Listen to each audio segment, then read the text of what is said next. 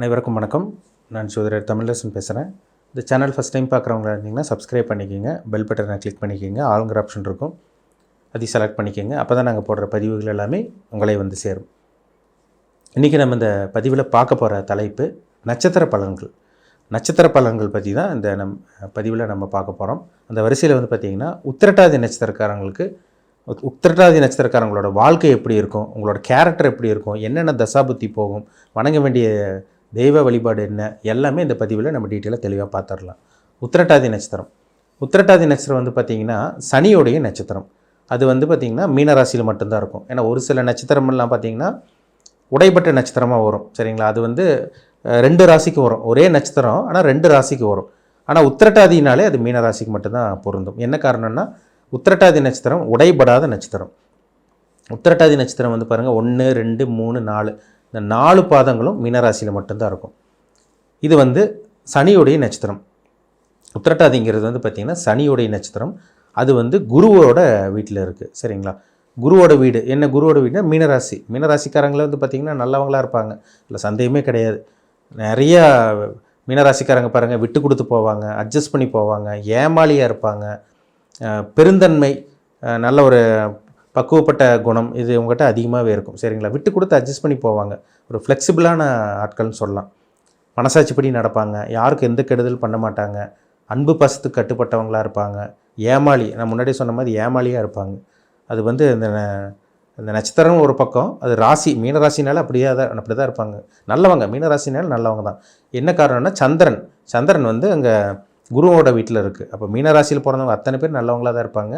யாருக்கும் பெரிய கெடுதலோ இல்லை தீங்கோ பிரச்சனைகளோ எதுவும் தேவையில்லாமல் பிரச்சனைகள் எதுவும் கொடுக்க மாட்டாங்க. ஏன்னா இவங்களுக்கு வந்து பக்குவப்பட்ட ஒரு நட்சத்திரம் சொல்லலாம். உத்திரட்டாதி நட்சத்திரம் அது மீனராசியில் இருக்கிறனால நல்லா புத்திசாலியாக இருப்பாங்க, பக்குவப்பட்ட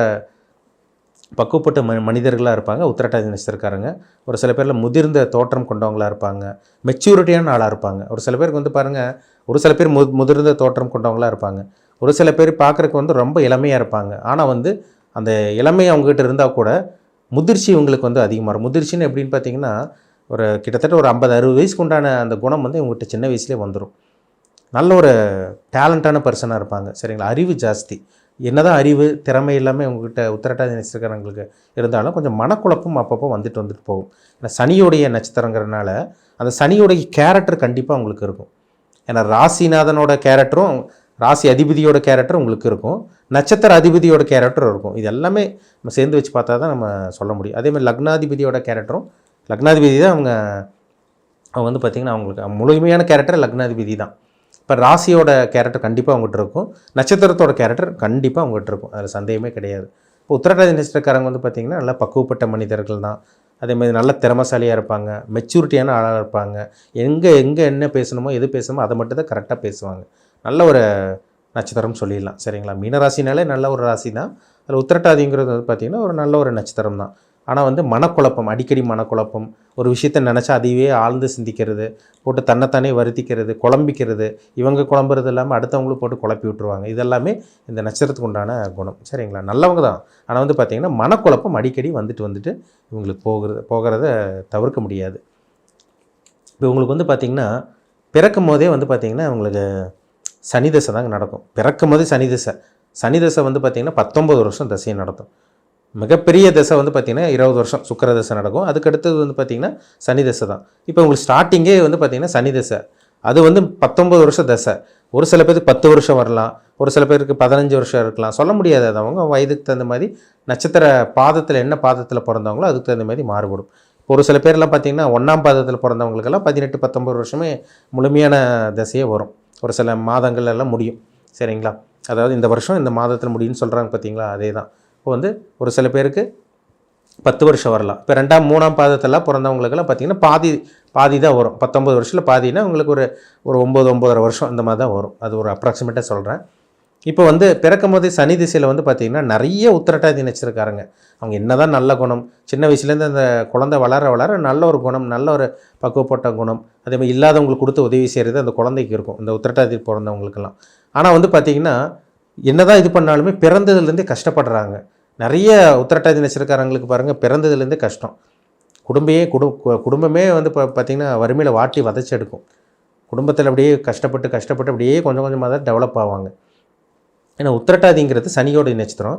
ஜாதகத்தில் சனி நல்ல ஒரு அமைப்பில் இல்லைன்னா, இப்போ ராகுவோடையோ செவ்வாயோடையோ லக்ன ஆதிபத்தியத்துக்கு வந்து பார்த்திங்கன்னா ஒரு கெடுதலான கிரகமாக இருந்துச்சுன்னா பிறந்ததுலேருந்தே கஷ்டப்படுவாங்க. அது படிப்பில் நிறைய பேத்துக்கு வந்து பார்த்திங்கன்னா அது எல்லாத்துக்கும் கிடையாது, எல்லாத்துக்கும் 100% சொல்லிட முடியாது. ஏன்னா அவங்கவுங்க ஜாதகத்துக்கு அந்த மாதிரி சில விஷயங்கள் பலன்கள் மாறுபடும். பிறந்ததுலேருந்து வந்து பார்த்திங்கன்னா சனி திசையில் கஷ்டப்பட்டு ஒரு சில பேருக்கு படிப்பிலே தடங்கள் வந்துடுது. சனி வந்து படிப்பில் தடங்களை கொடுத்துருவார், கஷ்டத்தை கொடுத்துருவார். ஒரு சில பேர் பாருங்கள் பிறந்ததுலேருந்தே வந்து பார்த்திங்கன்னா நோய் வாய்ப்படுவாங்க இந்த உத்திரட்டாதி நட்சத்திரக்காரங்க.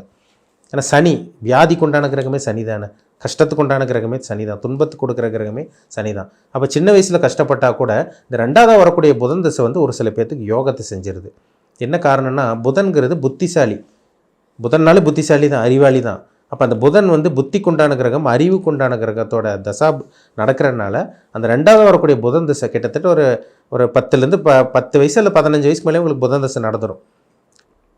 அப்போ இந்த 15 வயசுக்கு மேலே தான் அந்த 15லேருந்து கிட்டத்தட்ட வந்து பார்த்திங்கன்னா 17 வருஷம் புதன் தசை நடக்கும். கிட்டத்தட்ட 15லேருந்து உங்களுக்கு 32 வயசு வரைக்குமே, 32 வயசு வரைக்குமே இவங்க வாழ்க்கை ஒரு நல்ல ஒரு வாழ்க்கையை அமைஞ்சிருதுங்க. புதன் தசை நல்ல ஒரு வாழ்க்கையை கொடுத்துருது உத்திரட்டாதி நட்சத்திரக்காரங்களுக்கு. அந்த புதன் வந்து ஒரு சில பேர்த்துக்கு நல்லா இருந்தால் நல்ல ஒரு அதிர்ஷ்டமான வாழ்க்கையை கொடுக்கும். புதன் ஜாதகத்தில் கெட்டு போய் இப்போ ராகுவோட புதன் சேர்ந்துச்சுனால புதன் கெட்டு போயிடுவார். சின்ன வயசில் தோல் பிரச்சனை, நரம்பு பிரச்சனை எல்லாமே கொண்டு வந்து விட்டுரும். அதே புதன் கெட்டு போனவங்களுக்கு படிப்பில் சுத்தமாக தடங்கள் ஏற்பட்டும். அப்போ சனி தசை நல்லா இல்லாமல் இருக்கவங்களுக்கு புதன் தசையும் நல்லா இல்லாமல் போயிடும். புதன் செவ்வாயோட சேரக்கூடாது, ராகுவோட சேரக்கூடாது, மெயினாக சனியோட சேரக்கூடாது. புதன் அது ரொம்ப முக்கியம். சனியோடைய ராகுடைய செவ்வாயோடையோ கேது கூட சேர்ந்தால் கூட புதன் வந்து சில பிரச்சனைகளை கொடுப்பார். ஆனால் சனியோடையோ ராகுடைய செவ்வாயோடையெல்லாம் புதன் சேர்ந்துட்டார்னா அந்த புதன் திசை வேலை செய்யாதுங்க. அப்போ 30 வயசுக்கு மேலே பாருங்கள் ஒரு சில பேர் டெவலப் ஆவாங்க. சார் நான் 32 வயசு, நான் 32 33 வயசுக்கு அப்புறம் தாங்க சார் என் வாழ்க்கையை மாறிச்சு, அதுக்கப்புறம் தான் நான் நல்லா இருக்கேன், அதுக்கப்புறம் தான் ஒரு நல்ல விஷயத்தை நான் பார்க்குறேன், சுற்றி நிறைய நல்லது நடக்குது, நான் பிறந்ததுலேருந்து ஒரு 25-30 வயசு வரைக்கும் நான் கஷ்டப்பட்டுட்டேன்னு சொல்கிறாங்க பார்த்தீங்களா, இந்த தசை தான் உங்களை போட்டு ஆட்டி படைச்சிருக்கும். அப்போ சனி தசையும் நல்லா இல்லாமல் புதன் தசையும் நல்லா இல்லாமல் இருக்கவங்களுக்கு இந்த 32-33 வயசுக்கு அப்புறம் தான் அந்த கேது திசைக்கு அப்புறம் தான் ஒரு சில பேருக்கு அந்த மாற்றத்தை ஏற்படுத்துது. கேது திசை 7 வருஷம் சரிங்களா. கேது திசை வந்து பார்த்திங்கன்னா கேது வந்து ஞானத்தை கொடுக்கும், ஞானம், அறிவு, நல்ல சிந்தனை, நல்ல ஒரு தெய்வ சிந்தனை, தெய்வ பக்தி, இதெல்லாமே இந்த கேது திசையில் தான் நடக்கும். ஒரு பற்றற்ற வாழ்க்கை, யாரோடய ஒட்ட மாட்டாங்க. ஆனால் வந்து பார்த்திங்கன்னா அந்த சுக்கிர திசையில் வந்து பார்த்திங்கன்னா வாழ்க்கைக்கு தேவையான அத்தனை விஷயங்களும் இந்த கேது திசை வரைக்கும் இங்கே அனுபவித்து அந்த 37-38 வயசுக்கு அப்புறம் தான் அவங்க முன்னேற முடியுது.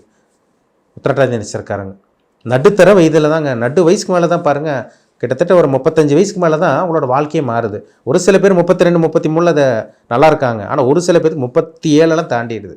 37-38க்கு அப்புறம் தான் அவங்க வாழ்க்கை மாறுது. சொல்கிறாங்க பார்த்தீங்களா, உங்களுக்கு வந்து பின்யோக ஜாதகம், பின்யோக வாழ்க்கை தான் நல்லாயிருக்கும், 40 வயசுக்கு மேலே தான் நீங்கள் நல்லா இருப்பீங்க சொல்கிறாங்க பார்த்தீங்களா, இந்த நட்சத்திரக்காரங்களாக தான் இருப்பாங்க. இந்த சுக்கிர திசை ரொம்ப முக்கியமான திசை. ஏன்னா கிட்டத்தட்ட நம்ம ஒரு மேக்ஸிமம் பார்த்தோன்னா 35 வயசுக்கு மேலே சுக்கிர திசை வரும். ஒரு சில பேருக்கு வந்து பார்த்திங்கன்னா 40 வயசில் கூட ஸ்டார்ட் ஆகும். அப்போ 35 வயசில் சுக்கிர திசை ஆரம்பிச்சுன்னா கிட்டத்தட்ட 45-50 வயசு வரைக்கும் சுக்கிர திசை நடக்கும். அந்த சுக்கிரன் வந்து ரொம்ப முக்கியமான பிளானட்டு, உத்திரட்டாதி நட்சத்திரக்காரங்களுக்கு ரொம்ப முக்கியமான கிரகம். ஏன்னா சுக்கிரன் வந்து வாழ்க்கையை புரட்டி போடும். இப்போ சுக்கிரன் வந்து கெட்டு போயிடுச்சுன்னா 55 வயசு வரைக்கும் நல்லா இருக்காது, அதுவும் பிரச்சனை தான். சுக்கிரன் நல்ல ஒரு அமைப்பில் இருந்துட்டாருன்னா அந்த சுக்கிர திசை கொட்டி கொடுக்கும். 40 வயசுக்கு மேலே ஒரு சில பேர் பாருங்கள் 40 வயசுக்கு 35-40 வயசுக்கு மேலே தான் வீடு வாங்குவாங்க. அப்போ தான் நல்ல ஒரு வாகனம் வாங்குவாங்க அவங்க. அதுக்கு முன்னாடி கூட செகண்ட் ஹேண்ட் 2 வீலர் வாங்கியிருந்தால் கூட அதுக்கப்புறம் தான் நல்ல ஒரு காரு, பங்களா, இதெல்லாமே அவங்களுக்கு நல்ல ஒரு வீடு, சொகுசு வாழ்க்கையில் சுக்கிர திசையில் அமையும். இது சுக்கிரன் வந்து நல்ல ஒரு இடத்துல இருந்தாருன்னா லக்ஸூரியான வாழ்க்கை, ஆடம்பரமான வாழ்க்கை, உல்லாசமான வாழ்க்கை அந்த சுக்கிர திசையில் கண்டிப்பாக ஏற்படுத்தி கொடுக்கும். அது 20 வருஷம் சுக்கிர திசை ரொம்ப முக்கியமான காலகட்டம்னு சொல்லலாம். மீன லக்னத்தில் பிறந்தவங்களுக்கு, அதேமாதிரி தனுசு லக்னத்தில் தனுசு மீன லக்னத்திலலாம் பிறந்தவங்களுக்கு சுக்கிர திசை பெருசாக வேலை செய்யாது. அது உங்களுக்கு தனுசு மீன லக்னத்தில் பிறந்தவங்களுக்கு சுக்கிரன் செவ்வாயோடைய ராகுடைய சனியோடையெல்லாம் சேர்ந்தால் அந்த சுக்கிர திசை சொகுசு வாழ்க்கையை அனுபவிக்க முடியாமல் பண்ணிடும். ஏன்னா ஒரு மனுஷனுக்கு வந்து அந்த சுக்கிர திசை தாங்க ரொம்ப முக்கியம். இன்பத்தை கொடுக்குற கிரகம் சுக்கிரன் தான், சொகுசு கொடுக்குற கிரகம் சுக்கிரன் தான். லக்ஸூரியான வாழ்க்கை, ஆடம்பரமான வாழ்க்கை, உலகத்தில் இருக்க அத்தனை இன்பங்களும் சொகுசு பொருட்களும் சொகுசு வாழ்க்கை அனுபவிக்கக்கூடியது சுக்கிர திசையில் தான் நடக்கும். அப்போ அந்த சுக்கிரன் கெட்டு போச்சுன்னா சுத்தமாக வாழ்க்கையே நல்லா இருக்காது. அவங்க வாழ்க்கையே கிட்டத்தட்ட 50-60 வயசு வரைக்கும் அவங்க லைஃபே ஒன்றுமே இல்லைன்னு சொல்லலாம். அப்போ இந்த சுக்கிரன் ரொம்ப முக்கியம். அதுக்கப்புறம் 50 வயசுக்கு மேலெல்லாம் பார்த்தீங்கன்னா உங்களுக்கு சூரிய தசை நடக்கும். சூரிய தசையில் வந்து பார்த்திங்கன்னா ஒரு சில பேர் உத்திரட்டாதி நட்சத்திரக்காரங்க கவர்மெண்ட் ஜாபில் இருக்காங்க. அந்த சூரிய தசை வந்து பார்த்திங்கன்னா அது ஒரு சில பேருக்கு அந்த 50 வயசுக்கு மேலெல்லாம் பார்த்திங்கன்னா அது ரிட்டையர் ஆக டைம்லாம் தான் பார்த்திங்கன்னா சூரிய தசையில் நல்ல ஒரு கௌரவம், அந்தஸ்து, அடுத்தவங்கள்ட்ட நல்ல பேர் வாங்குறது அந்த ரிட்டையர் ஆகிற டைமில் அவங்களுக்கு கிடைக்கும். ஒரு சில பேருக்குலாம் ரிட்டையர் ஆகும்போது நல்ல பேரும் புகழும் கிடைக்குது பார்த்தீங்களா, அடுத்தவங்க மதிப்பாங்க அவங்கள. இதெல்லாம் இந்த கௌரவம் இதெல்லாமே இந்த சூரிய திசையில் கிடச்சிடுது. அப்புறம் சந்திர திசை ஒரு 10 வருஷம். சந்திர திசை 10 வருஷம் வந்து பார்த்திங்கன்னா அதுவும் சில வாழ்க்கையை சில மாற்றத்தை ஏற்படுத்தி கொடுக்கும் ஒரு சில பேருக்குலாம். ஒரு சில பேருக்கு சந்திர திசை பார்த்திங்கன்னா கிட்டத்தட்ட 55-60 வயசுக்கு மேலெல்லாம் பார்த்திங்கன்னா அவங்க அம்மாவோட உடல் ஆரோக்கியத்தில் பாதிப்பு. சந்திரன் கெட்டுச்சுன்னா அவங்க அம்மாவோட உடல் ஆரோக்கியத்தில் பாதிப்பு, இல்லை அம்மா மரணம் அடைகிறது, இதெல்லாமே இந்த சந்திர திசையில் நடக்குது. அது சந்திரன் வந்து ராகுவோட சேரக்கூடாது, சனியோட சேரக்கூடாது.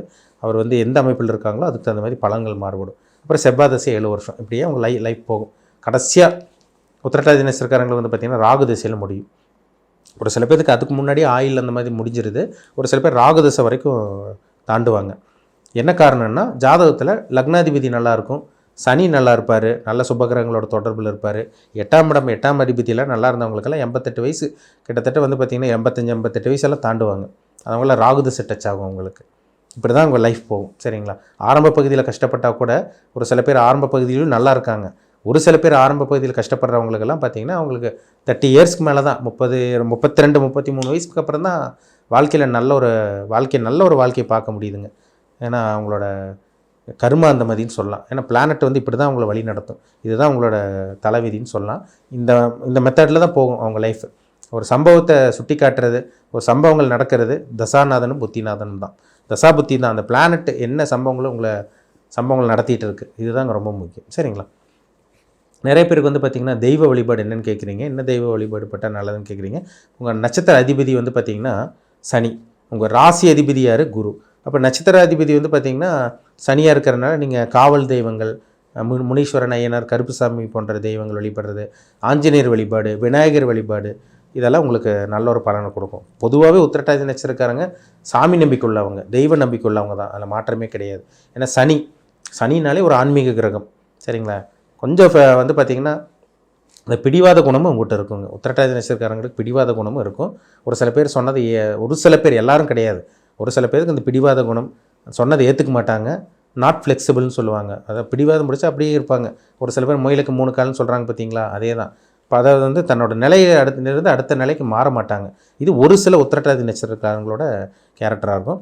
ஒரு சில பேரெல்லாம் பார்த்திங்கன்னா வந்து பார்த்திங்கன்னா நிறைய நண்பர்களை சேர்த்து வச்சுருக்கிறது, நண்பர்களாக உதவி பண்ணுறது, இதெல்லாமே உங்களுக்கு நிறையவே இருக்கும். உங்கள்கிட்ட நிறைய நண்பர்கள் இருப்பாங்க, அடுத்தவங்களுக்கு அட்வைஸ் பண்ணுவாங்க. ஏன்னா இவங்க மெச்சூரிட்டியான ஆட்கள்.